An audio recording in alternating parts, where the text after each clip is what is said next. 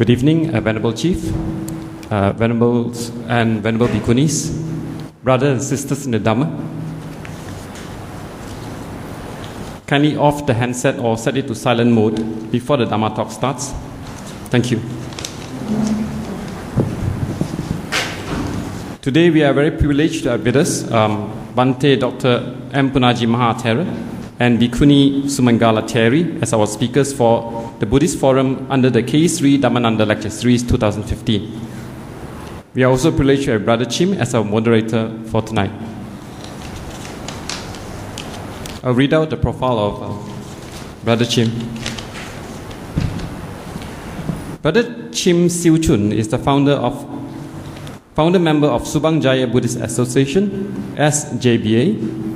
He has been the president of the association since 1992. He was in the team that built SJBA Vihara in 1997 on a half-acre piece of land given by Selangor state government. The association has 2,600 members and about 400 students with about 50 teachers in its Sunday Dhamma school. The association also has a dynamic and vibrant youth selection.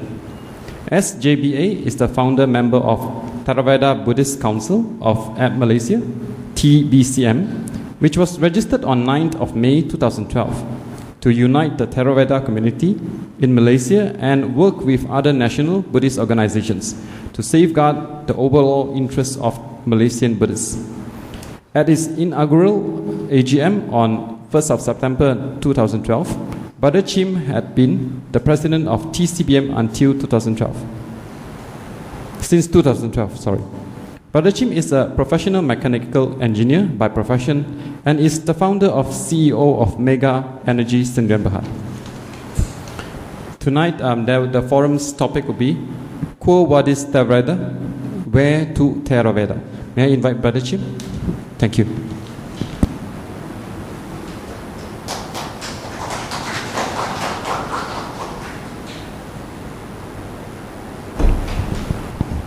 Namo Buddhaya, Venerable members of the Sangha, brothers and sisters in the Dhamma, shall I, with due respect, invite Venerable Dr. Punnaji Mahathera and also Venerable Sumangala to take the seats on the stage.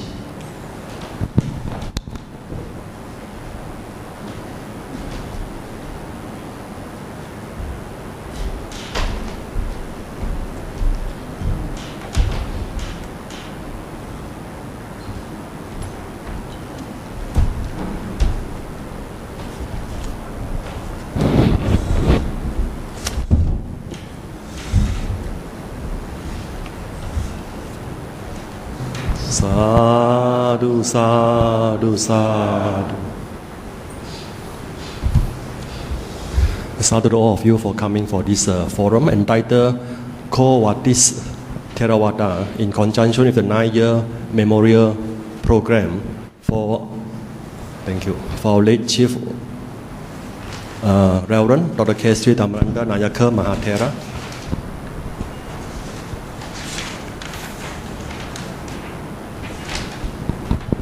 The late Chief has been a pillar of strength for many of us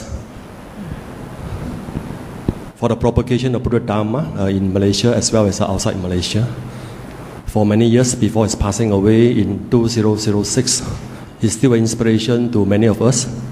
I'm one of those who have benefited from the late Chief by listening to his Dhamma talks and reading his books. For many years, since 1999 or the year 2000, I can't remember exactly, but since then, Chief has been visiting Subang Jaya Buddhist Association every Wednesday to give Dhamma talks until the year 2006. And I've tried my best to attend most of his Wednesday Dhamma talks until he passed away. And therefore, when Brother Premadilaka called me a few days ago to request me to moderate this forum tonight, I accepted the request without any hesitation, except to tell him that I have no experience to moderate a forum before. So I do hope that all of us tonight can help to make this forum a successful and a meaningful one. Today we are fortunate to have the presence of two outstanding Buddhist personalities in the person of Venerable Dr. Punnaji Mahathera and also Venerable Sumangala, who will be the panel speakers for this forum. The topic of this forum is QUO VADIS THERAVADA. According to one dictionary, QUO VADIS is a Latin word meaning where are you going, where to. And Theravada, I think all of us know, is the doctrine of the Thera, or the elders, recorded in the Pali scriptures. The Buddha called the so-called religion that he founded as a Dhamma Vinaya to preserve what was taught by the Buddha. The Sangha established by the Buddha, consisting of the order of the bhikkhus and the order of the Bhikkhunis, learn, practice, and pass down the Buddha teaching to subsequent generations of lay people and monastic alike. However, as the Dhamma continued to spread after the Buddha Parinibbana, different interpretations of the Buddha teaching arose, which eventually lead to different schools of Buddhism. And this different school of Buddhism eventually give rise to the three yanas, Mahayana, Theravada, and the Vajrayana. In the course of history, sometimes the predecessors of today's Mahayana and sometimes the predecessors of today's Theravada feature more prominently. Today, according to the Wikipedia, we have 360 million Mahayana Buddhists, 150 Theravada Buddhists, and 18.2 million Vajrayana Buddhists. And the Theravada Buddhists, I think all those are aware, are facing a lot of challenges, such as disenchantment amongst some followers with the practice of Buddhism, more as a festival, rites, rituals, ceremonies with limited and uninspiring Dhamma education, cultivation, and transformation. Some of our fellow brothers and sisters in the Dhamma have been enticed and converted to other religions due to active evangelism of some other religions, the lack of interest and also a lack of the sense of mission amongst the Theravada Buddhists, uninspiring formal and informal Buddhist education offered by the Buddhist Viharas and societies, and so on and so forth. So these are various challenges facing the Theravada Buddhist community. So QUO VADIS THERAVADA, where are we going from here? So today we have the good fortune and privilege to understand QUO VADIS THERAVADA from Venerable Dr. Punnaji and Venerable Sumangala. Each will be given about 20 minutes to present their perspective on where Theravada is heading to. And thereafter, we shall open the floor for Q&A, and discussion. Let me just introduce Venerable Dr.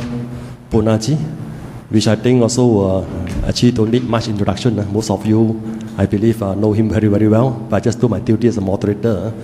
That Venerable Dr. M. Punnaji Mahathera is a humble and unassuming Buddhist monk, unquestionably an intellectual giant of modern times, and perhaps one of the foremost among today's world authorities on Buddhism, who a few years ago served as a professor of Buddhism at Taiwan Fo Guang Buddhist University, and also as the director of Sri Lanka former Mihindu Sarasaviya University movement. Venerable Punnaji Mahathera owns insight field.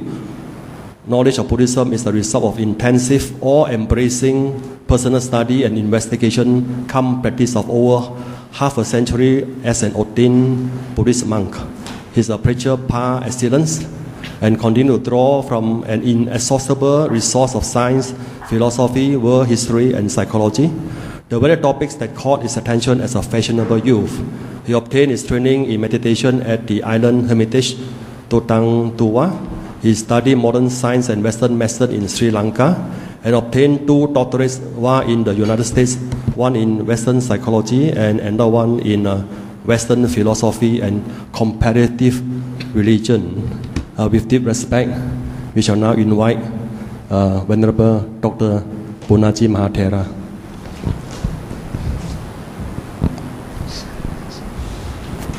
Well, first of all, I think, I'm very happy to be present in this occasion where we are going to speak about the teachings of the Buddha, which is very important for all human beings, not only for Buddhists. And this word, QUO VADIS, is not an English word, so I think it is important to explain the meaning of that word. I suppose what is meant is what is going to happen to Buddhism in the future. I call it Buddhism instead of calling it Theravada because I have to include all other forms of Buddhism in this discussion. Because the teaching of the Buddha is just one thing. There are no many teachings. And that teaching today has got divided into many forms of Buddhism. And when people from other religions or people who want to become interested in Buddhism, they are confused. Are we going to follow the Theravada or Mahayana or Vajrayana or Zen Buddhism or Pure Land Buddhism or any of these different kinds of Buddhism? And so they are confused. I have been, of course, born in a country which was following what is called the Theravada form of Buddhism. And I also became interested in Buddhism, and I became a Buddhist monk.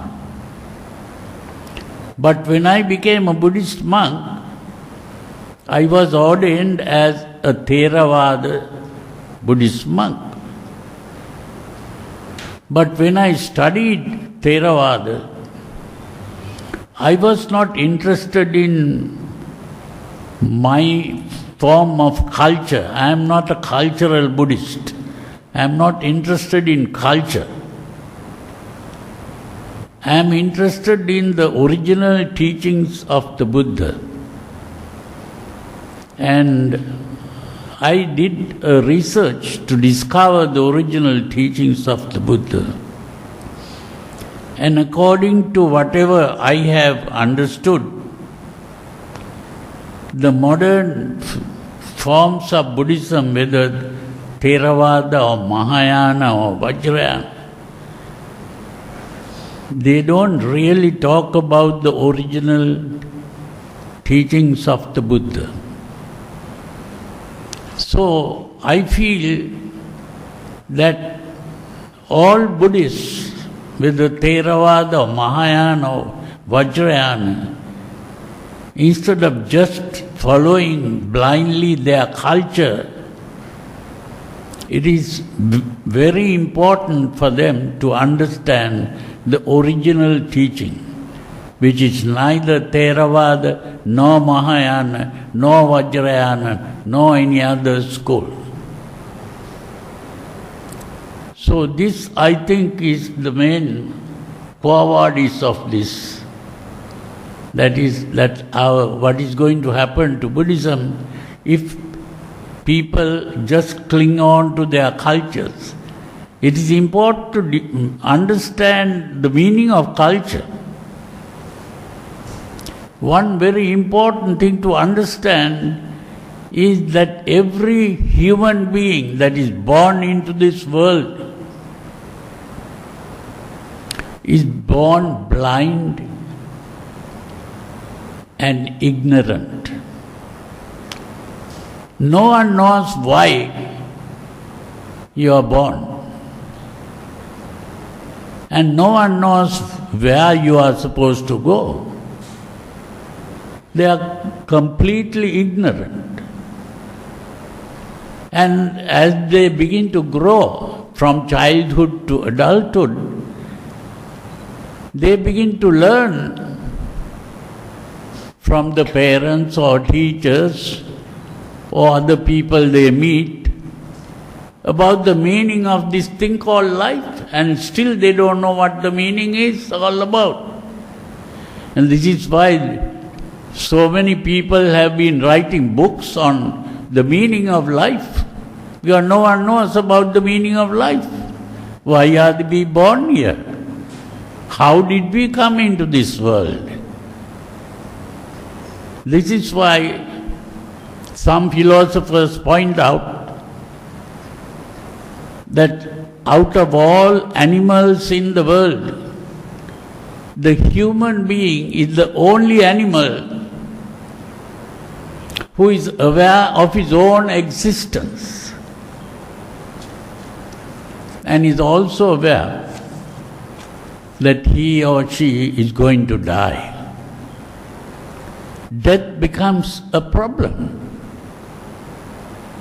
And this is exactly what the Buddha has tried to solve. Because although he was born as a prince with all the luxuries at that time, he saw an old person, then a sick person, and then a dead body. Then he began to see the realities of life. Life is not such a pleasant thing where you can enjoy. Everyone has to grow old, no one wants to grow old. Everyone has to fall sick, no one likes to fall sick.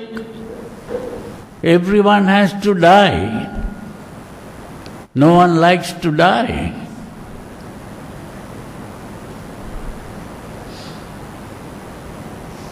Now, what we call religion is an effort to solve this problem. All cultures, they have a thing called religion. Of course, every culture does it in a different way. Like every culture eats a different kind of food. Every culture will wear a different kind of clothing. And every culture will sing songs in a different way. They speak a different language. And they begin to dance in a similar way. They begin to paint pictures in a similar way. That is what we call culture. So it is simply a different way of practicing religion comes from the different cultures. And every person who is born in a particular culture thinks that is the right way. Everyone thinks my culture is the right culture. Other cultures are all wrong. What other people believe is wrong. What our culture believes is right. If we begin to think like that, people with some mind to think and reason out we begin to think these people are foolish people. So this is why what is important is not culture or the culture that we are born into or even the religion that we are born into. This is what the Buddha pointed out. We must use our head. We must begin to think for ourselves.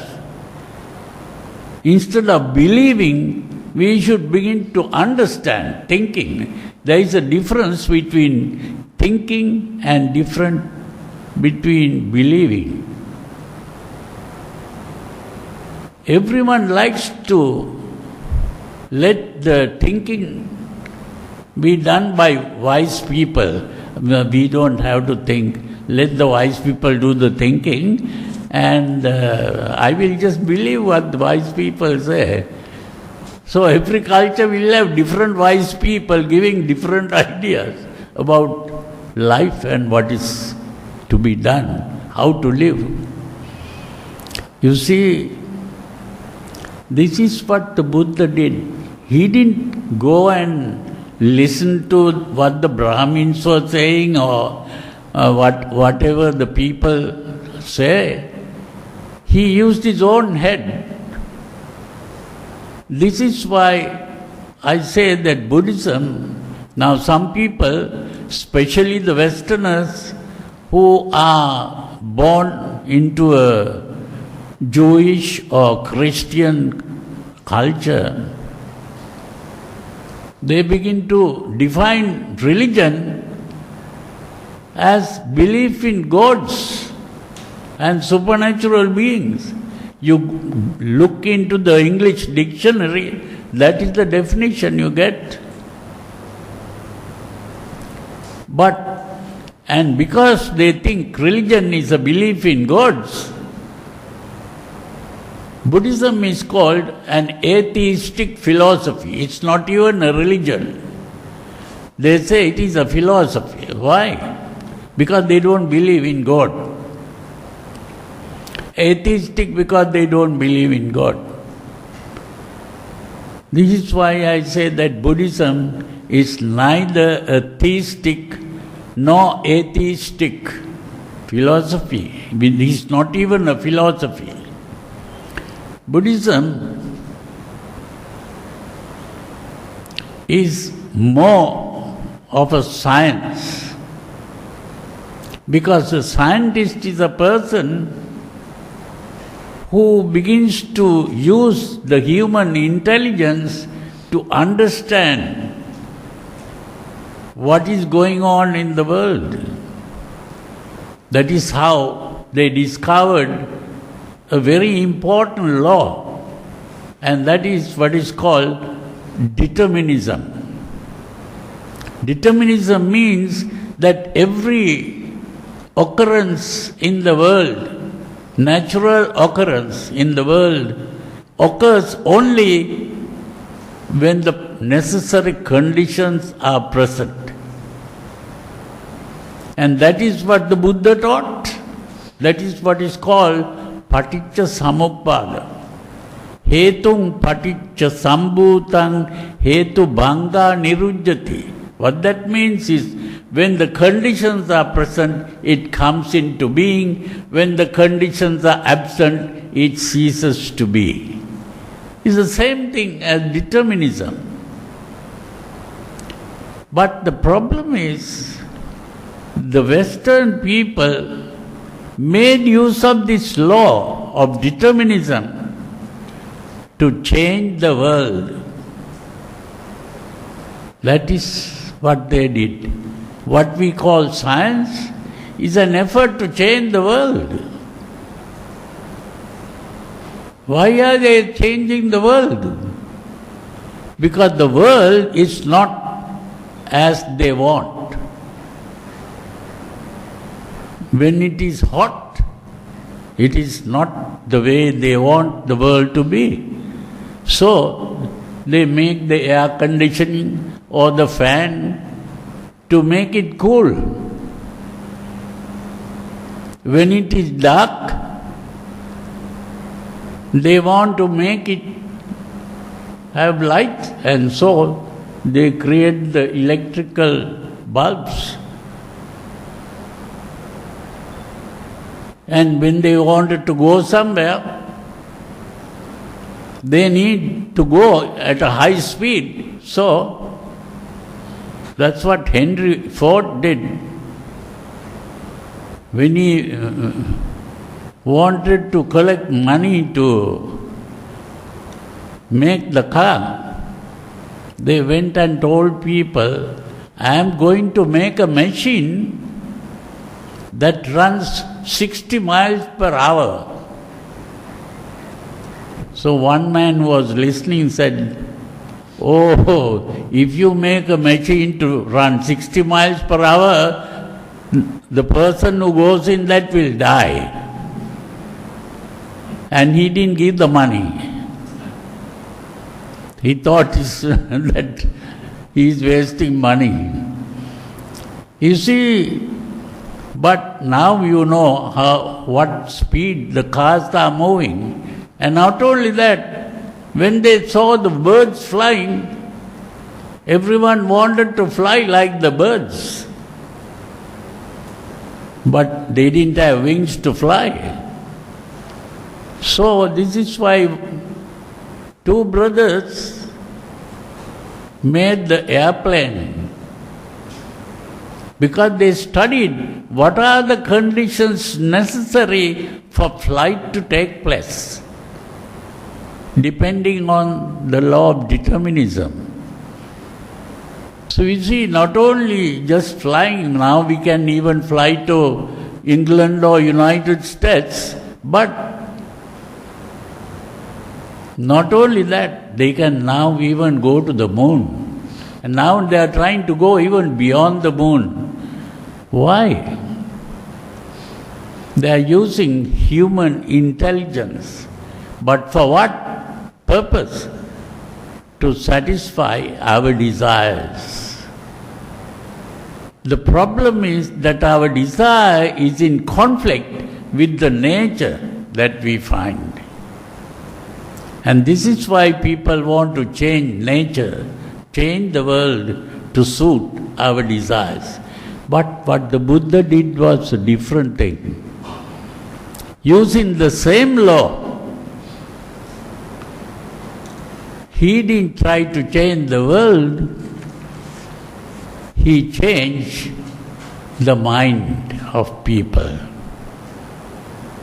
He produced what are called arahants.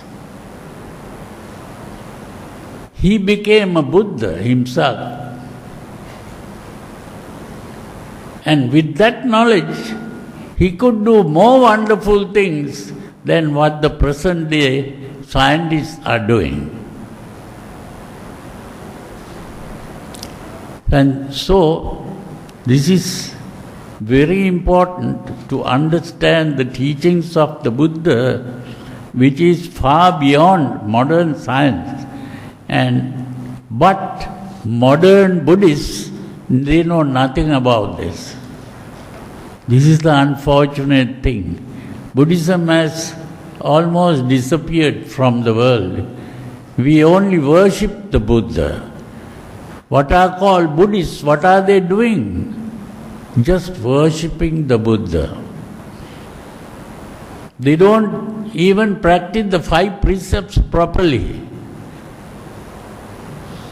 Everyone, when they come to the temple, recite the 5 precepts. But how many of you really practice the 5 precepts? That means even practicing the 5 precepts is not an easy job. Sometimes they even blame the monks for not practicing properly. Today, this is why I say that Buddhism today is like playing volleyball. What you do in volleyball is you throw the ball to the other side and the other side throws it back to you. Everyone studied Buddhism and tries to find out not whether you are practicing Buddhism, but whether other people are practicing Buddhism. So everyone begins to criticize other people for not practicing Buddhism. It is like throwing the ball to the others, and the others throw it back to you. So Buddhism has become the ball to throw from this side to the other side. Very few people really seriously practice the teachings of the Buddha. So I don't want to waste time talking too much about this. So the main thing is that the future of Buddhism is very important, and if the real Buddhism has to be understood and practiced, and if we want to reap the benefits, we have to study the original teachings of the Buddha and not just Theravada or Mahayana or Vajrayana or any jhana.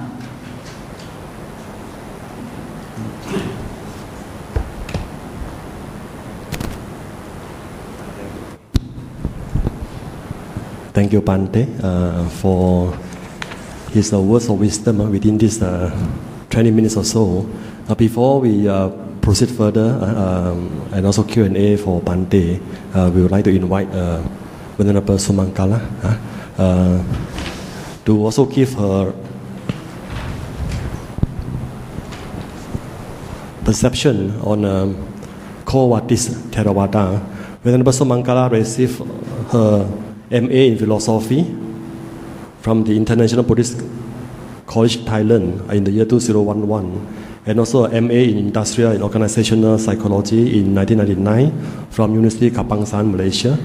In 1990, she received a book award from University Kapangsaan, Malaysia.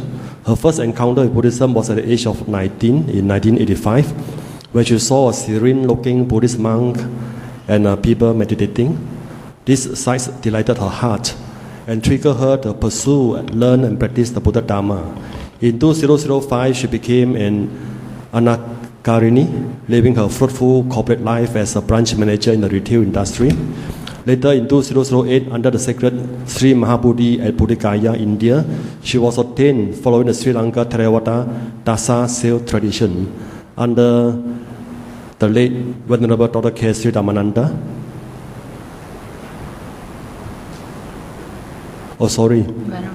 Under the Bhikkhu preceptor teacher of Venerable Thera, one of the early disciples of the late Venerable Dr. K. Sri Dhammananda, Nayaka Mahathera, and also Venerable Sumeta Maniyo. In 2015, she took her higher ordination with Venerable Ayya Santini Thera, and Venerable Sanankara Nayaka Mahathera as a preceptor teacher. Currently, she is the president of Arya Vihara Buddhist Society Panda Sri Dhammansara and one of the advisors of Gotami Vihara Society. With a group of committed devotees, she initiated the Arya Rainbow Kids Program, a holistic family Dharma program. Her noble wish is to provide and support the growth of the Buddha Sasana by paving way for others to experience and to realize the gems of the Dharma, and especially for the Buddha Bhikkhuni Sasana to grow for the well-being, happiness, and benefit of the many. We shall, with deep respect, invite Venerable Sumangala.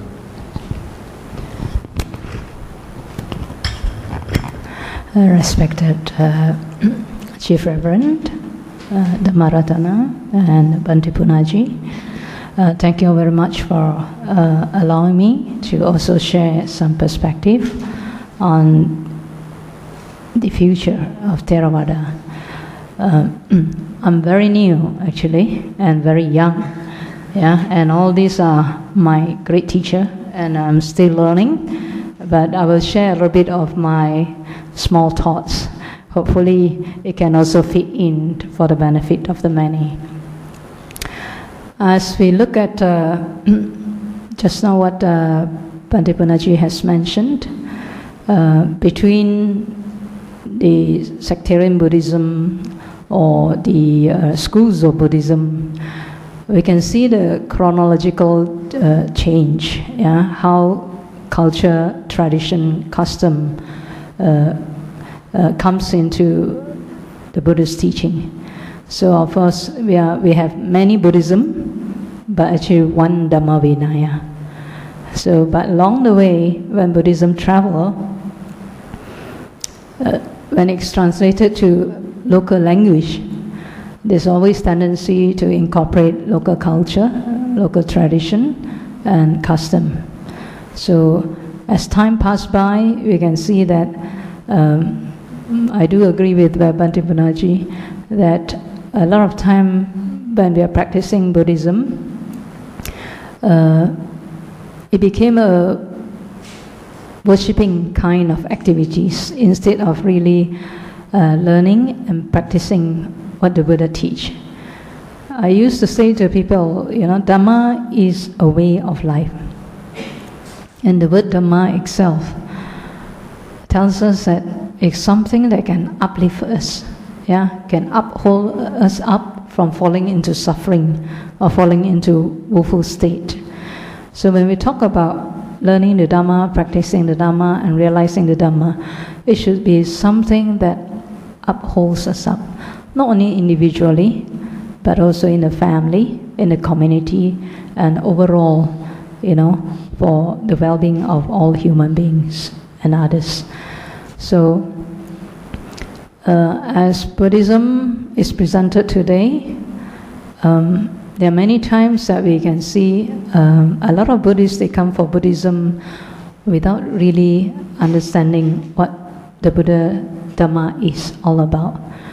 Most of us Buddhists in Malaysia that we can see in the statistics, it was say that we have about 19.6% Buddhists. So that means around 5.4 million. But how many Buddhists that when you ask them, what is Three Refuge? They can't even answer you. What more to talk about? Four Noble Truths, Noble Eightfold Path. So, in a statistic, of course, they are called nominal Buddhists. So they can be once a year Vesak Buddhists.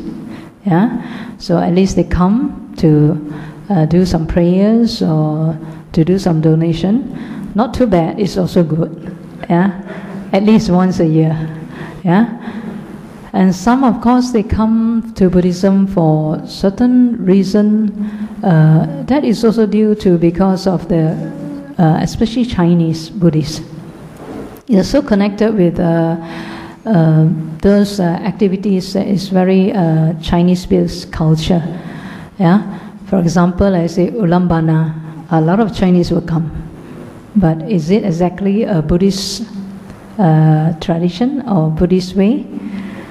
But they will come. And then during a certain period where they can do a lot of charity in the hope of making marriage, then they will come. Because why? The idea to go to heaven. You accumulate more merits, you can go to heaven, the belief system. So again, like Bhante Punnaji just mentioned, as Buddhists, if 5 precepts we can't even practice, so it's very challenging even to move further to practice and to explore further the Buddhist teaching that is very noble, that leads to 3 kinds of happiness. The happiness here and now in this very life that you can experience, and also the happiness hereafter if you don't make it to enlightenment. It's a guarantee for good rebirth if you practice it well, and also if you are diligent enough and very focused, then of course even enlightenment in this very life. So the Buddha's teaching is not very, very difficult. But a lot of people have this perception that, the Buddhist teaching maybe is just for monks and nuns. And some of them think Nirvana is very, very far. But is it so? Actually, Buddha has put it in very simple form. Out of 45 years teaching, he only summarized in a few lines. Yeah, Sabapapasa akaranang kusalasa upasampada sachita paryoda panang etang buddhana sahasanang. So 4 lines, if you can remember, then it is not too far to experience what the Buddha meant by happiness, by little enlightenment that will lead to the final enlightenment. So the first line, it says, most people or translate as avoid evil. And a lot of time we think evil is outside. Yeah, but I would prefer to translate as don't do all evils. Don't do at all. Yeah. And second line, because most of the time we have a lot of bad habits, a lot of things that we do which is not conducive for our own happiness. So don't do it, because naturally suffering follows. Second line, there are a lot of goods that we haven't have. A lot of qualities that we still don't have. So we should cultivate good. And third line, a lot of people will say, purify the mind. But what the Buddha mentioned is not just the word purify the mind, it's very specific. Purify one's mind. Most of the time we are very busy trying to purify others' mind. Yeah? So it's so important to remember to purify one's mind. And this is a teaching of all Buddhas. So what it means is, since we are so fortunate to still be able to listen to the good teaching of the Buddha in this very life, and we are so fortunate to be born as a human, yeah, so we can have the capacity, yeah, in a human form. Manusa means mana and usaha. Mana means mind can be developed. So it's this form that we can develop our mind. If to be born as a dog, they cannot do dana, they cannot practice morality. But as human, we can, because our mind can be developed. Yeah? And you don't have to wait for future Buddha to come, yeah, to lead you to enlightenment. Because why? All the Buddhas teach the same. Don't do all evils, cultivate good, purify one's mind. Yeah? And this is where it leads you to Nibbana. So it's so important to understand the earliest teaching of the Buddha and to differentiate it between the culture, custom, tradition. Some rites, simple rites and ritual for devotional practice may help some people to reflect. And even during the Buddhist time, that people offer flowers and all those things. A simple gesture for reflection, it brings about the devotional part. But when we talk about worshipping and believing without practicing, then that's where you don't get the benefit. Yeah? And the Buddha's teaching is very grounded, down to earth, and you can experience it by yourself. That's why the Buddha never referred himself as a god, and of course he is not. He's just a teacher. He referred himself as a teacher, as a path shower, and as a spiritual friend. And with this definition, he himself said the teacher don't have the fist, meaning they are not in power to make you anything. But we have many beliefs nowadays. They are savior, Buddha as savior, Buddha as many different form, and especially Chinese, we like the Buddha that will brings about fortune, the Buddha that heals our sickness. And so that's why we say, if you promote Buddhism in a way to come and listen to the Dhamma and to practice the Dhamma, you can see in this hall how many people will turn up. But if today Bhante Punnaji and myself say we are going to do some miracles that it can get rich, yeah, I think there will be more people to come, right? So it is like that, yeah. So in the form of Theravada Buddhism that we are talking about, a lot of people also have this perception, yeah, that Theravada Buddhism is very dry. Sometimes they think because they focus a lot on, especially when you talk about Theravada Buddhism, there are also many schools of them.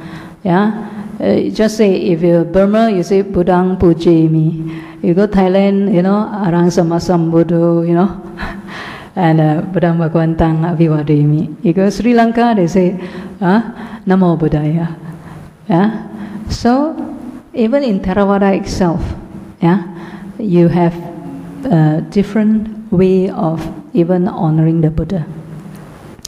But in Malaysia, we are very fortunate because we have all, so we can adapt very fast. Even the tune of chanting also we can adapt very fast. This is one thing about Malaysian. They are very special. They can adapt to many culture very fast. But at the same time, we also know that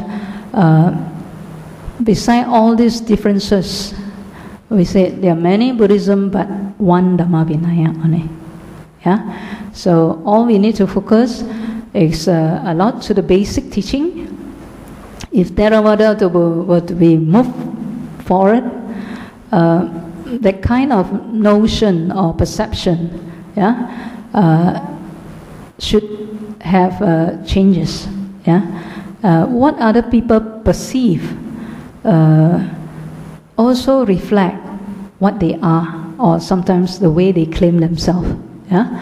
So, and also a lot of people think that Theravada also very pessimistic. They don't care so much about other people. Yeah, they only self-cultivate, and they don't do charity work, compassionate work. Yeah, and sometimes they perceive Theravada as not so compassionate. Yeah, and there are also other perception. Theravada is very orthodox. Yeah, orthodox, and also very patriarchy. Yeah. Very male-oriented, yeah. So these are all the perception that is projected by Theravada themselves, yeah. But is it true that Theravada is like that? Theravada is supposed to be the doctrine of the elders, right? The elders here, in of course the dictionary says the meaning of Thera means senior. I would see it as a senior in the sense that they are the very early batch of schools of Buddhism that comes about after the Thera, the Buddha's Mahaparinibbana. But in the sense that this word itself was not there during the Buddhist time, yeah. And what they have, the scholarly research say, is that in the beginning, of course, the schools of Buddhism started, and then they have Reformation, and the Mahayana took off. And at the beginning, they divide themselves as the Mahayana and Hinayana. Yeah? But the word was not very friendly. Yeah? It denotes someone like lower.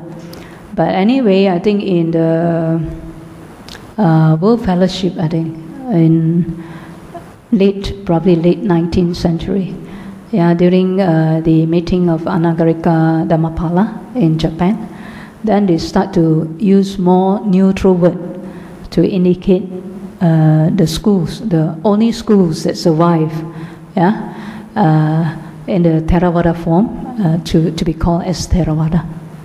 Yeah, so earlier it was not also called Theravada. Right? But in one way, when we see it as a senior, means more elders teaching, the doctrine that they hold on, of course, the authoritative text that they have is Pali. So Pali Nikaya is one of the very important source that all of us should refer to. Yeah?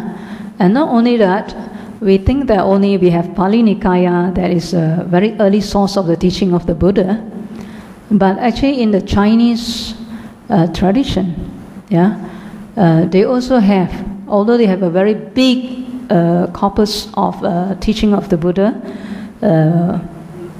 they also have the Nikaya, but it's called Chinese Agama. And Venerable Ying Sun has actually made comparison study between the Pali Nikaya and the Chinese Agama. It's basically the suttas, the 4 suttas, and it's said that about more than 90% are similar.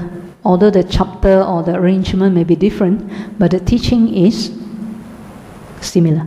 So means we can take this as, we don't say the original, because after 500 years, things can be added in, Although from oral tradition, from one person to another person, along the way, things may change. We know that because why? Even during Asoka's time, during the Buddhist time, we said Dhamma Vinaya only. But during Asoka, King Asoka's time, where they compile, we have already 3 baskets. So means from Dhamma, Vinaya, then we have Abhidhamma. So means things change, and more analysis are put in, more commentary based on the sutta. But one thing good about the Buddhist text is this: the earlier teaching, they have like what they have is they close it as that is the earliest. Then whatever subsequently comes, they classify as commentary. Then later sub-commentary, and then individual writings, sutras, and all others. So in this sense, that if we truly want to go forward for Theravada, I think we should refer to the consistency of the teaching in the Pali Tipaka or in the Chinese Agama. The Chinese extant is not in Sanskrit anymore, but it's translated into Chinese. So that will be the very basic foundation of the teaching of the Buddha. The rest, of course, a lot of writings and developments and all those things. Sometimes when you read, if you can read the Nikaya and then read again, you'll find sometimes even the slight change, it actually distorts the meaning of what the Buddha tried to say. So it's important to fall back to the earliest teaching of the Buddha. And for the Theravada also to move forward, I would say that the issues of bhikkhus and bhikkhunis, about the order of bhikkhunis, I think it's also important to rectify this, as that we understand the Buddha has paved way. In order for the Buddha Sasana to grow, the Buddha have actually provided a platform for bhikkhus and bhikkhunis. Not only that, for upasaka and upasika. For those who are more committed to develop their mind and the aim for Nibbana, these are provided for them to cultivate their mind, so they'll be able to have that good platform to cultivate their mind. And once actually about the bhikkhuni issue, once this monk told me, he said, to debate on whether bhikkhuni order should be established or not, he said it's a waste of time. He said, for example, if you see this table, got 4 legs, 1 leg is missing. Are you going to debate and spend a lot of time saying, should we put this leg or should we not put this leg? The table still remain 3 legs, right? Is it stable? Is it complete? Then he said, what we should do is very simple. Just fix the leg. Finish the story. What to debate? He said, if this table is not enough for us to understand, he said, what about the chair you sit now? If there's only 3 legs and 1 leg is missing, can you sit comfortably there? Of course not. So he said, the debate, so much time, seminar on whether bhikkhuni should be established or not established. It's really a waste of time. What we should do is, we know the Buddha has set this platform for it. Yeah? Where are we arguing about what the Buddha have provided? Yeah? And so, it's so enlightening to hear that. And I think we need all these fourfold Sangha, very important. Yeah? Without bhikkhu, no bhikkhuni. Yeah? And it's also important to have bhikkhuni, so we also can support the bhikkhu. Yeah? We also cannot live without the upasaka and upasika to support us. So it's so important that whatever that the Buddha have set forth, it's not just a merely overnight kind of things. Yeah? It's a very well-grounded, very established, and very forward, onward-looking, yeah, for the well-being of the many. So this is another thing that is so important to understand. For Theravada to move on, I think the bhikkhu is very important for the bhikkhu to also support the bhikkhuni, and also for the bhikkhuni to support the bhikkhu, and the upasaka, upasika also to learn from the bhikkhu and bhikkhuni and support them, and they also offer in return to support them in the development of the Dhamma. Yeah? This is another point that I'd like to highlight. And the third point is about the mission of Theravada Buddhism. Yeah? So like I said, a lot of people think that Theravada Buddhism is only for self-cultivation. And some even unaware that they have uttered not very wholesome word, that they say they are very selfish. They do not understand what it means to cultivate the mind. Yeah? And it really needs time. Yeah? And the condition. Yeah? And if we can have one person who have cultivated and is noble, they can really benefit a lot other people.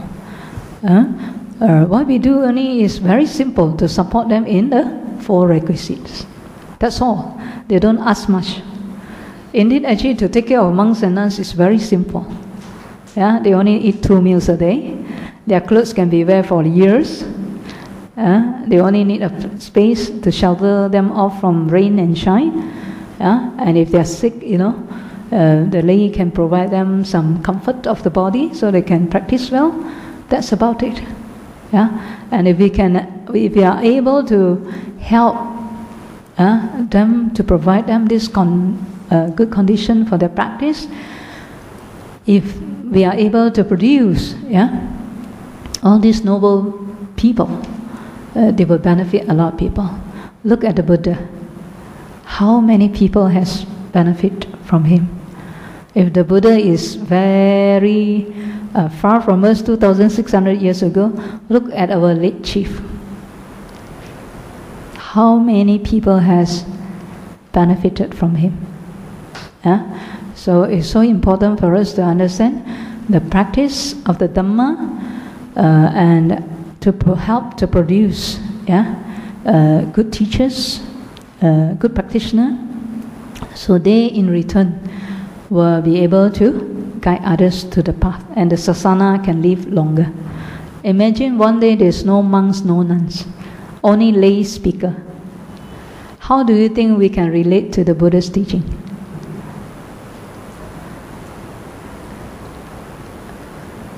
Very difficult.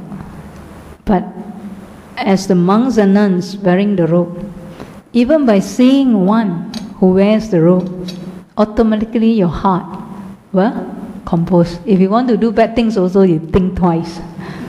Right? Just by seeing a monk or nun. And so important. So it's important to help maintain and support those people who wish to renounce. It's not so easy, to renounce.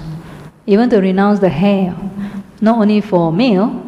Of course, female is very difficult, but for male also sometimes to renounce the hair is also so difficult. Half year it will grow back, but it's so difficult to let go, right? So what more? So it is important for all to give that support. Yeah.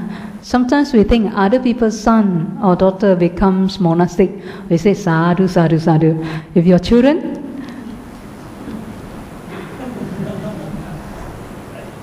you must also say sadhu, sadhu, sadhu. So difficult, to get one. And in the Chinese, they say if you have one in your family who renounce, 7 generations will benefit. Yeah. How great is the merit? Yeah.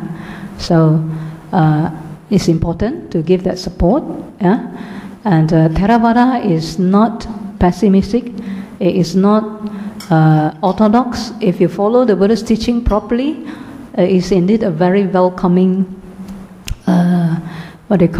teaching for people to come and explore. Just like we said, Dhamma, you can experience it immediately, the benefit. Yeah, you can see for yourself, and that result. Yeah, and the wisdom will come. Yeah. So the last point that I'd like to highlight is, in the name of Theravada, when we teach. Yeah. So in the past, Theravada are always seen as, the teacher will take a fan and then they won't look at you at all. They will look on the floor and then they will talk. In our time, if we talk like that, I think most of the people will start to doze off. Yeah. Why? Because our time are different. Yeah. Not only Buddhism, even Christian and many other religions, they are also talking about the declination. Yeah? Why? Because the religion of today that is so powerful is the religion of smartphone. Do you know that? You eat with it, you sleep with it, you go toilet with it, your life is with it. You try to take away the smartphone of your children, they will yell at you, quarrel with you, and they cannot live with it. In China, people can, don't go to toilet because of games, computer games also. You know what they do? They wear diapers. This is the religion of today. And if all of us don't wake up, don't talk about Theravada, any Vada, any ism, it's gone. The religion of today is truly the religion of smartphones, computer games. People lost their responsibility, duty, their rationale. And this is the most powerful drug of today. They poison the mind without you knowing. The parent willingly invite the drug for their children. Your children don't have to go out to take drug. Now, if I say, you will agree with me. The drug of today is in the room. Your children don't have to go out. They are connected to the whole world. You don't know what is happening. So bear in mind, the education that we should take, I think, is to really to educate not only the children, because nowadays a lot of parents send their children to Sunday school. We have Sunday school providing Buddhist teaching. But if we are going to provide the Buddhist teaching in a form like study, it's going to be very taxing for the children. They go to school from very young and very early in the day, and they come back very late. So too much for them as a text study. So we have to go into a very basic thing about their life, because they don't know how to, they only know how to press button, how to use remote. They don't have to remember things, computer will remember for them. So they lose all the important things. Their brain, their mind, their bodily activity, motor activity, they're very weak. You try to ask some youngster to do things, they don't have energy. It's true, you try them up. You ask them things, they say, I know. You ask them to do, don't know. Why? Computer know, ma. They don't know, so they think they know. Yeah. So I offer this for your reflection, and I think the way forward is we have to revamp the way we educate our Buddhist, the Buddhist teaching to our young ones as well to our adult. Yeah. Thank you very much for your attention. Yeah. We're grateful and thankful to Venerable Dr. Punnaji and Venerable Sumangala for sharing with us their perspective, their insights into the way forward for Theravada Buddhism. Just to recap, a quick summary. Venerable Dr. Punnaji mentioned that instead of looking at Theravada Buddhism, you rather look at Buddhism as a whole. Bhante mentioned that today Buddhism has divided to many forms that make many people very confused. We have all Mahayana, Theravada, Vajrayana, and so on and so forth. Bhante was ordained as a Theravada monk, but he was not so much interested in the cultural form of Buddhism. Buddhism that was developed over the years, influenced by culture, custom, tradition, and so on and so forth. But rather, Bhante was more interested to learn the original teaching of the Buddha. Bhante says it's very important to understand the original teaching of the Buddha rather than cultural Buddhism.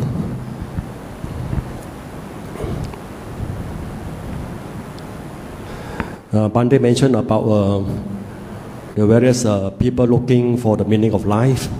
How and why we were born, how we grow old, we sick, and then eventually we die. Many regions, because of the various culture and tradition and custom, offer a different interpretation of the way of life. Bhante mentioned that the Buddha has found and has shown us the way, and it's important for us to understand, to think rather than just to believe. Bhante mentioned that Buddhism is neither theistic or atheist philosophy, not even a philosophy, but a science. But unlike the scientists that would like to change nature using the law of determinism, the Buddha didn't do that. The Buddha instead tried to understand the mind and try to change the mind of people. And Bhante advised that we should not just be worshipping the Buddha, but instead to learn and understand and practice the teaching of the Buddha, right? Especially the original teaching of the Buddha. And the future of Buddhism is important. It's important for us to understand and practice the real Buddhism based on the original teaching of the Buddha. All right, and Venerable Sumangala has just now mentioned to us that Buddhism has evolved over the years, influenced by culture, also tradition and custom. And there are many forms of Buddhism, but there's only one Dhamma Vinaya. Right? She mentioned that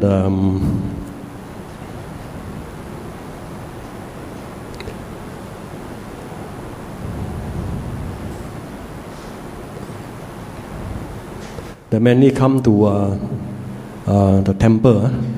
They appreciate the culture, the ceremony, the various ceremony, the various merit-making event of the temple.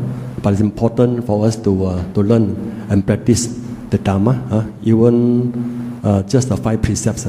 So both Venerable actually emphasize the importance of understanding and practice the original teaching of the Buddha as the way forward. Venerable Sumangala mentioned that some may think that Buddhism is only for monks and nuns, but it's for everyone.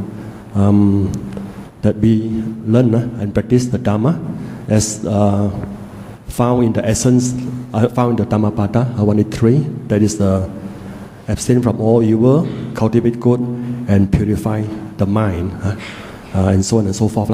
All right. So in short, this is what has been shared with us by the both Venerables. We shall now open to the floors for question and answer. Okay? Anyone would like to pose any questions to our two Venerables here? Yeah, please. Let us know your name before you ask the question.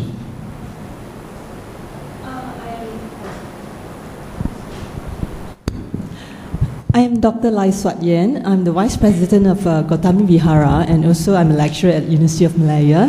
And first and foremost, I would like to express my appreciation for a very stimulating talk. I've enjoyed it very much. And because of that, I have two, I hope not overly, that you don't find it overly provocative questions to ask. And first to Venerable Dr. Punnaji, because Venerable Dr. Punnaji was posing how important it is for us to go back to original Buddhism, right? Which is beyond, as I understand it, which is beyond the Theravada, Mahayana, and also Vajrayana. So my question is, those three sectarianism, as we can see today, is still very much in existence, like in the way how ordination is done and how temples are also set up, right? It's based on a certain tradition. So do we then mean that we need, cannot hear, is that? Can I? I'm not sure. I think Venerable is not. I didn't understand what the question was properly. Couldn't understand your question. Just straight away ask the question. Oh, okay. So do we then go back to original Buddhism by doing away with the three different ways of ordaining then, you know, because we still have the sectarianism based in the way temples and all those are set up, right? Like the Mahayana, the Vajrayana, you know, the Theravada. Because Venerable Punnaji was saying we should, original Buddhism is not that. Then do we do away with it? Then that's my question, in gist. Well, the important thing is that all kinds of Buddhism today are mainly focusing on what is called karma and rebirth. If you do good, you will be going to heaven. If you do bad, you go to hell. Now, that kind of Buddhism, it's what I call punishment-reward ethics. That means if you do good, you will be rewarded. If you do bad things, you will be punished. All religions are talking about that. So, is that what the Buddha came to talk about? That's the problem. The Buddha was focusing on something else. And that is what we call the Four Noble Truths. What is suffering? What is the cause of suffering? What is the end of suffering? And how can we end suffering? That's the main thing. And the main thing that the Buddha is trying to point out is that what is going on in the world is not what we want. Things are not happening as we want. What that means is our desires are coming in conflict with nature or the reality of nature. Everyone that is born has to grow old, fall sick and die. That is not what we want. Now, other religions are also trying to solve that same problem. Now, the problem is that in other religions, they are trying to think that this world is governed by supernatural beings. And they pray to the supernatural beings, please help us. Please change things. And they are waiting. And they also think that when they die, they can go to heaven, where there is eternal life and eternal happiness. But we don't know. We have never seen these gods, and we don't know whether after death we'll be able to go to heaven. How do we know? We are only believing. So it is only a belief that is trying to make us happy. Now, in the Bible, they point out that this problem is not due to God. The blame is put on Adam and Eve. Adam and Eve made a mistake. And what was the mistake? To eat from the tree of wisdom. That means taking wisdom itself is the thinking. And it is only because we start thinking that we begin to understand that there is something wrong with the world. And so the blame is put on the people. It is like, we'll say, Henry Ford is making the motor vehicle, and if there is something wrong with the motor vehicle, who is to be blamed? You can't just blame the vehicle for that. You have to blame the creator of the vehicle. You see, but here the blame is put on the vehicle, which is the human being, is what God created. So that kind of way, they are trying to solve the problem, but it doesn't really solve the problem. This is why the Buddha pointed out that you have to start using your human intelligence to find out what is wrong. The mistake is not the nature of the world, but our emotions, which want the world to be otherwise. We are not ready to receive the true nature of the world. When someone dies, we don't want that person to die. If your mother dies or your father dies, you begin to cry and lament because you don't want that to happen. That means the natural occurrence is against your wishes. So what the Buddha points out is that we have to understand the true nature of life, which is anicca, dukkha and anatta. That means everything is impermanent in this world. It comes and goes. And because it is impermanent, we become unhappy as a result. That is the dukkha. And what is happening against our wishes cannot be seen as something that belongs to me. If the body begins to grow old, fall sick and die, it is not as we want. If it is not as we want, we cannot say that this is under my power. If it is not under my power, I cannot say this is mine. So therefore the body is not mine. And if it is not mine, can we call the body myself? We cannot even call my body myself. So if it is not mine and not myself, we have to give up our attachment to the body. This is what the Buddha pointed out. We have to give up our desires and attachments. That is why we are unhappy.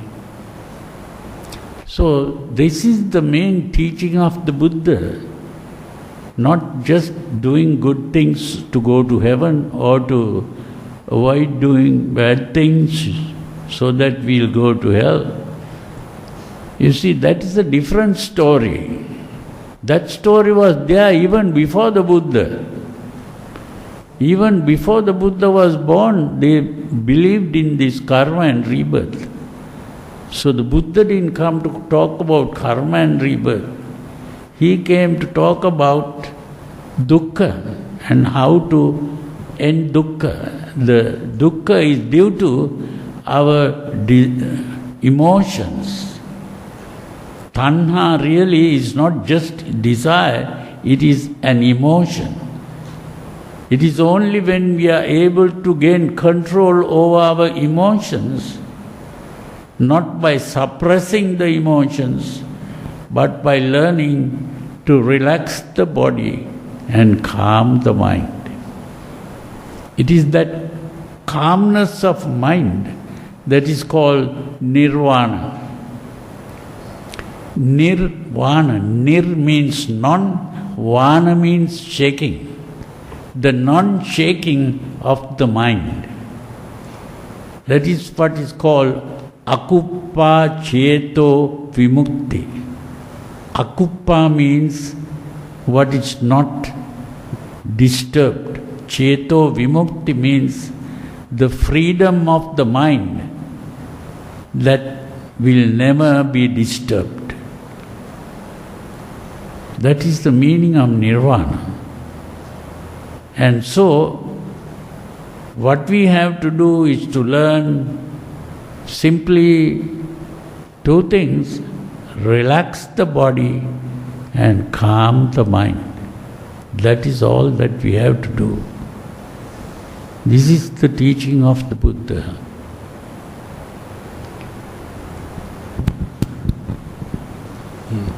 Thank you, Bhante. Answer your question. Instead of focusing on the different yanas, I think Bhante was saying that it's important for us to focus on the central teaching of the Buddha, which is the Four Noble Truths, and to walk along the path to eventually attain Nibbana. Bhante. Next question. Okay, my name Gordon, Malaysian. Okay, I've been studying Islam, Christianity, Buddhism, and a few others, and in my opinion, all those religions are created. If you say Islam, then they say they are right. There is an Arab story. You talk Christian, this is a Jewish story, they are right. Now when you talk about Buddhism, then the Indian story is right.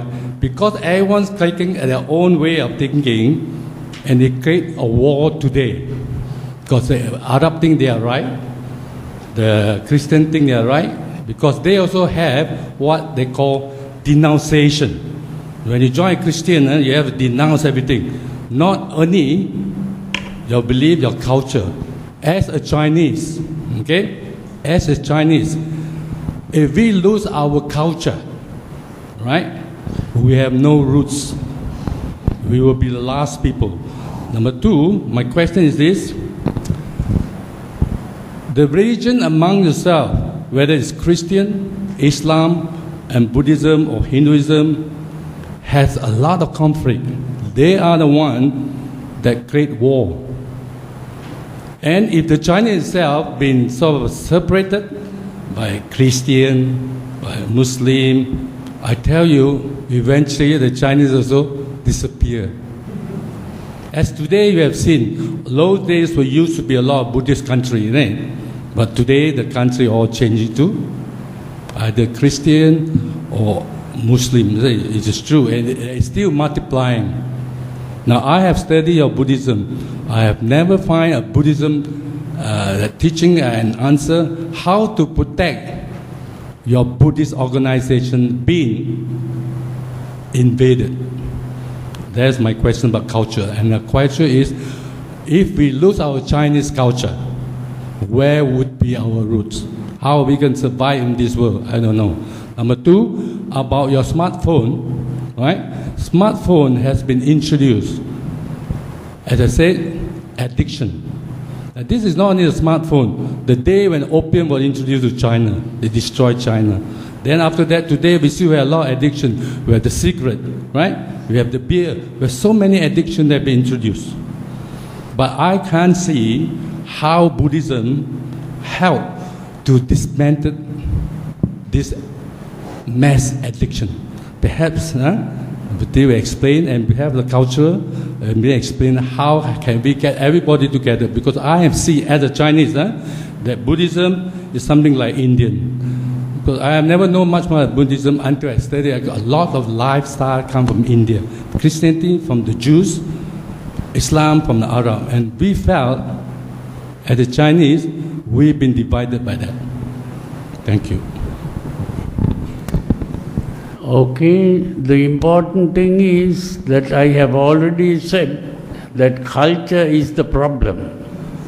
That all cultures think our culture is the right thing and others are all wrong. The important thing is to give up cultures and become civilized. To become civilized is to become friendly with others, understand others, listen to others, and recognize that what other people say is also important, not only what you say. And so that culture to be given up and become civilized, that is what the Buddha teaches. Civilization. Buddhism is not a culture. Buddhism is a civilization.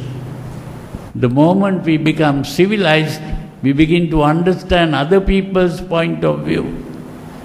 We are not trying to say our point of view is the right thing.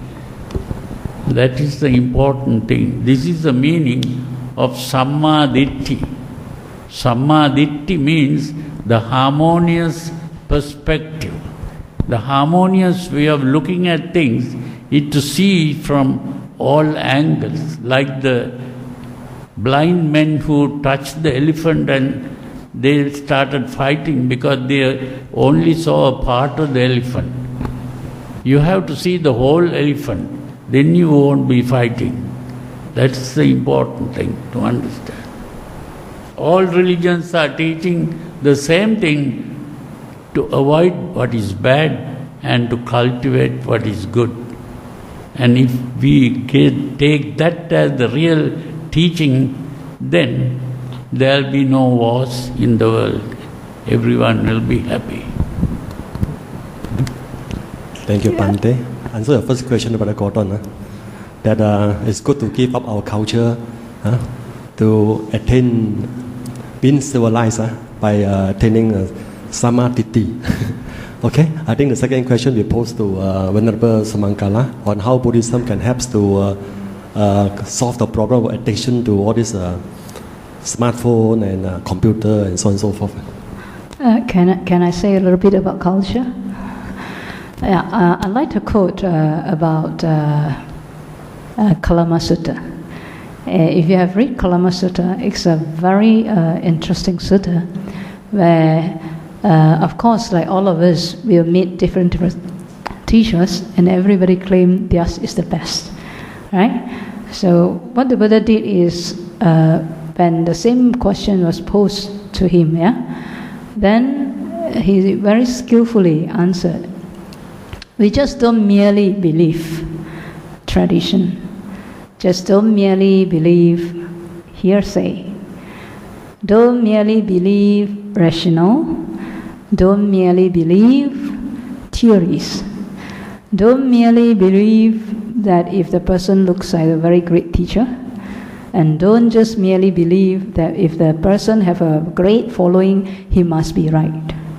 Okay? So if you look at this sutta, what it tells is, if you find in, if we say culture and we overgeneralize it, then it may not be also in the perspective.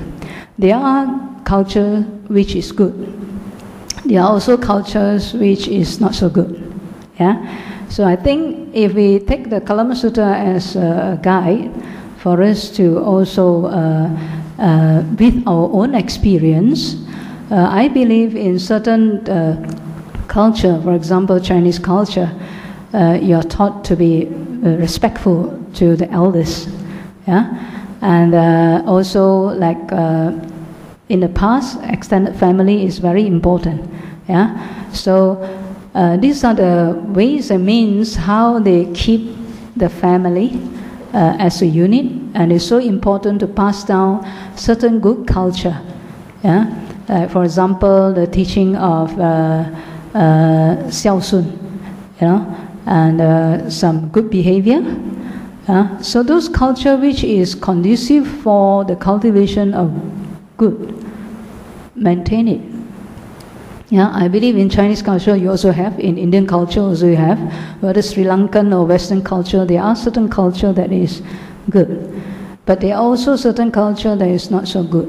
Yeah, for example, in the Buddhist time, there are culture that they kill to make sacrifice to offer. Yeah? And this is where it is not wholesome, that the Buddha discouraged. Yeah? And even in our time, we also have culture like that in Chinese tradition, that you kill to sacrifice the animals. Yeah? The bigger the pig is, I think the more blessed you will go to heaven, right? Some belief. But if that culture is not so wholesome, I think we can do away with it. But I think now Buddhists are more, Chinese Buddhists are more aware, and many people are going for like vegetarianism, yeah, and so in a way to abstain from killing. But of course the Buddha didn't advocate vegetarianism also, right? So we have to also understand. So sometimes debates or about we should be vegetarian so as to observe the first precept well. Also not true, right? So in the Buddhist teaching, a lot of time we need to investigate, test it out, and you find it's not harmful, and you find that it's not censured by the wise, and you find that it brings about benefit, then you can advocate it. Yeah, so it doesn't mean that the whole culture is totally bad. Yeah, so different cultures, they have their richness, but we have to know which is which that brings about, like Bhante Punnaji said, civilization, that brings about the quality of the mind. For example, kindness, friendliness, compassion, patience, diligence, wisdom, many more, generosity. Yeah. So if those are the qualities, I think we can advocate. Yeah. So that is my perspective on that. And so if we can cultivate that, I think like just now the brother mentioned, as Buddhists, it's important to look within. Yeah. Just like the Buddha said, we always like to look out, not in. So in order to make changes to the world, we always have to look to oneself. It's easy to point out, right? What fault people have or what weakness, but very difficult to see our own. Yeah. So as the Buddha's teaching, we always look within. Although we are aware of the around, but we always look within to make changes, because this is within our effort. Outside, it's very difficult to change people. We can't even change ourselves, what more others? But if we can change, we take care of ourselves, then if one person don't kill, then another person is safe. One person don't steal, another person is secure their property. Yeah. So we look into that as that. One person that keeps the precept well is actually very beneficial for themselves and for others. Yeah, we don't say you don't steal. Yeah, but then we want to control others, but not ourselves, right? So it's so important to come from us, and that is very important. And the next is about how do we overcome addiction. So I think Buddhism is the answer to this, and if we can, because the Buddha's teaching is talking about the mind. And now we are swept with this addiction. This addiction, which is intoxicants of the mind. In the past, the fifth precept is abstain from liquor, abstain from drugs, right? Now I think you have to say abstain from smartphone when it's not necessarily. You name it, not only the children, the adult too. Not only the adult, the elder too. Whole day. Their lifestyle all change. And it leads to a lot of actually sickness. Now, how do we do that? I think first it's important to provide a Dhamma education that brings about the awareness.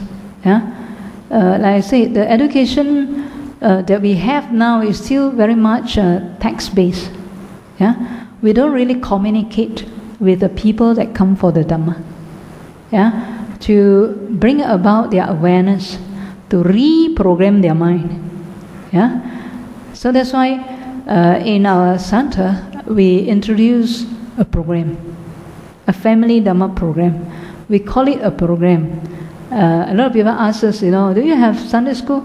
I say we don't have school, we don't have class, but we have program. A program is to reprogram, because we have been programmed in the past. We are also being programmed now.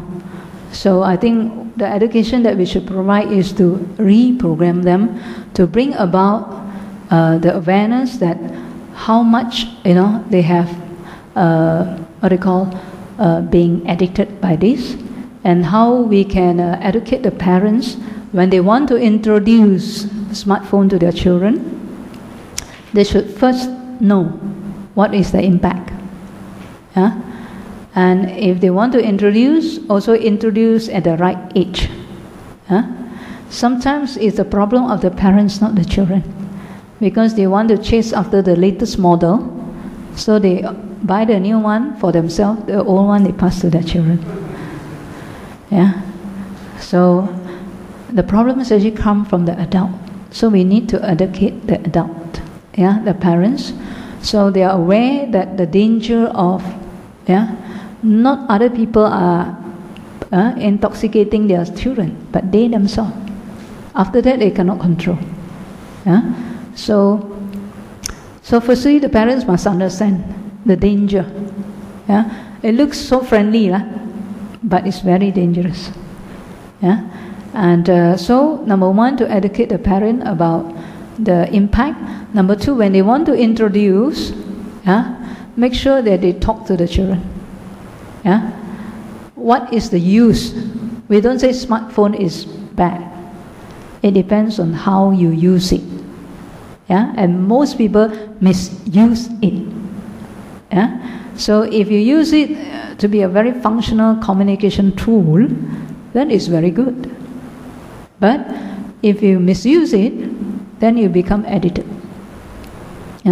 So I have parents who, when they introduce a smartphone for their children, what they do is, number one, the time that they can spend for the smartphone. Number two, they have a certain feature that they can lock. They can lock the hours for them to use. So from very beginning, if you train them and you educate them properly, then they won't be addicted. But if you just give them without proper guidance and coaching of what it is used for, then you have problem. And this is one. And number two, I think we also have to introduce something more interesting than just playing smartphone.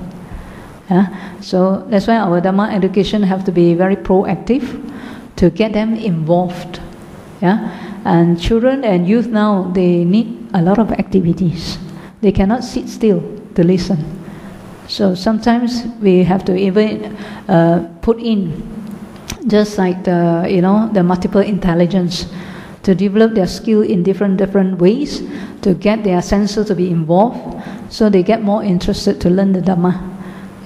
So these are the ways and means that we can actually introduce to the children, and also the training of the mindfulness, because nowadays, even talking about mindfulness, children or youth, you have to introduce for them to experience that when you talk about mindfulness, what it means. I say to bring attention to the present moment. You cannot just tell them, but you have to do it with them. Let them feel it. Then from there, they will be able to understand, this is what it is to bring the mind to the present moment. Because their mind keep running. And the information that comes in keep coming in, so they cannot stop that. So we learn to teach them how to put mindfulness stop. Yeah? And so they are aware of the mind, aware of the thoughts that is running, and to bring about a stop at least for a moment. And then from there we train them more and more to be more aware of their six senses, of their body. So the body and mind things involved. And then from there, then we hope that they will be able to focus that as a tool for their study, for the activities that they are doing, and to help them to bring about the awareness of what they can do in the present. So I hope, of course, there are a lot of more things. So I hope that few things that I've shared with you will also help you to have some idea. Thank you. Thank you, Venerable. I hope it has answered your question. Yeah. Sister Barbara. Yeah. So we have to be more innovative in education for our children, so that they know how to overcome their addiction to a smartphone and a computer. Yeah. Okay, Namo. Thank you, the Venerables, for sharing with us. I just have a quick one to add to what Venerable Sumangala has said about the addiction of smartphones. So it's not so much as addicted towards the playing of the phone, but it's more what they are trying to transmit through computer games into not only smartphones but in the computer. Because I heard a talk which very alarmed me, is the things that they are trying to teach, which is against the grains of most of the religions, to do bad, not to do good. And they try to advertise the word bad in T-shirts and all that. And the more bad the people do, the greater prestige they get in the world, in the status, So people will check the status in the world to see whether I've done bad things that are even worse than others, so that I can get the name, the status and all that. I give you an example. Like they even try to encourage people to kill the police. There are games to kill the police, games that knock down pedestrians. There was a hue and cry from parents to say that they have to ban this game, where they drive the car on the computer game and to see how many pedestrians you can knock down. So now it has come to how to kill the police, how to kill your parents, and how to kill your pets. So there are cases where they put their pets into the microwave oven, and how to they even cases putting the children in the washing machine. So things are getting very bad, and those people, they are very happy because the names are up there, so they don't care whether they go to prison for speaking bad about the president or prime minister. The whole world will know about it, and they are very happy. So what we need to do now is more than just talking about, how to get more people into our religion and promote culture and all that. But we need to really work on how to really fight this new religion called computer gaming religion. Yeah. So, thank you. Thank you, Sister Barbara, for sharing. I don't know how many of you have this problem with your children at home. How many of your children at home are so addicted to the computer game that you find it a nuisance? None here. Huh? Okay, good. Sorry, I forgot. They did a survey of how many youngsters know about this game called How to Kill the Police, and only about 80% of the youngsters know about this game. Then when they do a survey to the police and ask them, are you aware of this game? Only 20% of the police know that there's such a game. About 80% of children know about it. And in China, it's so bad, they even start a rehab center for computer games, rehab centers. So it's that worrying. Okay. Yeah, thank you, Sister Barbara. In fact, I must go back home and ask my son whether he plays such a game like how to kill police or kill the pedestrian or kill your parents. But I think in China, I have seen the program before on the TV that it's so bad that you have this rehabilitation center where these people are so addicted, they send over there and they are they are refrain from playing all these games and they even attempt to commit suicide. So bad because they have no chance to play games, computer games. They feel so helpless and so hopeless that they would rather go and commit suicide, to that extent. So I think it's a very serious problem. Well, once again, I think thank you to Venerables for giving us our insights on the perspective of the way forward for Theravada. In fact, both Venerables agree that rather than Theravada is the way forward for Buddhism. All right, we should forget about all the yanas, but instead to go back to the original teaching of the Buddha, which is based on the Four Noble Truths. In short. Anything else you want to add, Venerable? No. If not, then also thank you to all of you. Thank you all the members of Sangha, and thank you all brothers and sisters for taking the time off this evening to come and join us for this forum. I shall now pass back the mic to the MC, Brother Wong. Yeah. Sadhu, sadhu, sadhu, sadhu.